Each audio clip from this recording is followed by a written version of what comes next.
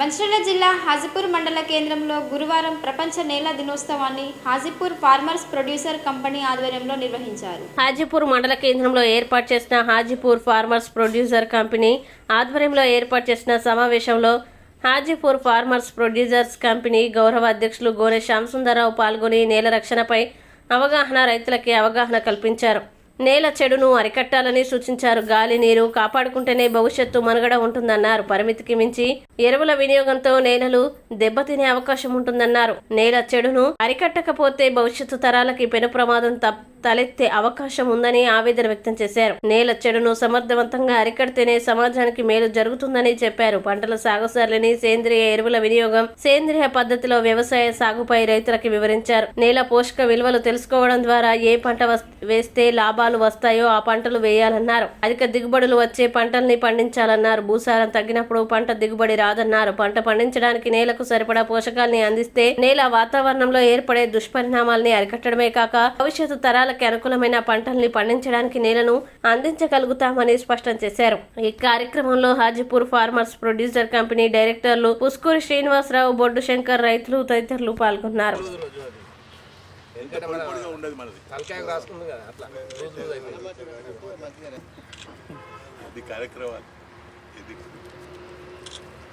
ఈరోజు డిసెంబర్ 5 ప్రపంచ నేల కాపాడుకునే దినోత్సవంగా మరి యునైటెడ్ నేషన్స్ ప్రకటించింది. దానిలోని భాగంగానే హాజీపూర్ ఎఫ్పిసిలో రైతులతో ఈ కార్యక్రమాన్ని చాలా ఆనందంగా జరుపుకుంటున్నాం. ముఖ్యంగా రైతులు ఏ విధంగా భవిష్యత్తులో తమ భూమిని కాపాడుకోవాలి, ముఖ్యంగా సేంద్రియ వ్యవసాయంతో భూమిని కాపాడుకోవాలనే ఉద్దేశంతోనే వారందరికీ కూడా చెప్పడం జరిగింది. అదేవిధంగా నీరు, గాలి వీటన్ని కూడా మనం కాపాడుకుంటేనే మన యొక్క మనుగడ ఉంటుంది. దానికోసం వచ్చే ఏదైతే జనరేషన్స్ ఉన్నాయో వాటిని కాపాడుకోవాలి. వాటి కోసం వారి మంచి స్వచ్ఛమైన ఆహారం ఇవ్వాలి, వాతావరణం ఇవ్వాలి. కాబట్టి ఇవాళ మనిషి తన అవసరాల కోసం దేన్నైనా వాడుకునే పరిస్థితి ఉంది. కాబట్టి మరి వాతావరణం, ఈ గాలి, నీరు, భూమి అన్ని కూడా కాపాడుకోవడానికి కోసమే మనం సర్వవేళ కృషి చేయాలని చెప్పేసి వారితో మాట్లాడడం జరిగింది. చాలా ధన్యవాదాలు అందరికీ. ఈరోజు ప్రపంచ నేల దినోత్సవం.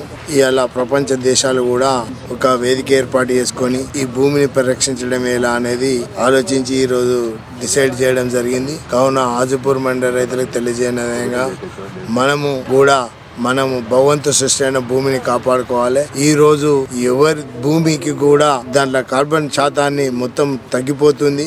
మనకైతే ఎట్లయితే ఆరోగ్యం మీద మనమైతే ఎట్లయితే మనం శ్రద్ధ తీసుకుంటున్నాం కదా, భూమి కూడా శ్రద్ధ తీసుకోవాల్సిన అవసరం ఉన్నది. ఇవాళ దానికి ఎంత అవసరము ఏందని తెలియకుండా విపరీతం అయిన ఎరువులు కానీ పురుగుల మందులు వాడడం వల్ల భూమి కూడా దాని సహజతత్వం కోల్పోతుంది. వెనుకట ఎడ్లతోని దున్నే భూములు ఇవాళ 50 HP ట్రాక్టర్ కూడా సహకరించడం లేదు. ఇలానే వాడుకుంటా పోతే భూములు అన్ని చౌడు భూములు అయిపోయి ఇంకా 10 ఏళ్ళ దేనికి కూడా అక్కర రాకుండా పోతాయి. కావున మేము తెలియజేయనిది ఏంటంటే, మీరు మీ భార్య పిల్లల గురించి ఎంతైతే సంపాదించి ప్లాట్లు గీట్లు ఇంత ఎసెట్ తయారు చేస్తుండ్రో అది ముఖ్యం కాదు, వాళ్ళ ఆరోగ్యాలు కూడా కాపాడండి.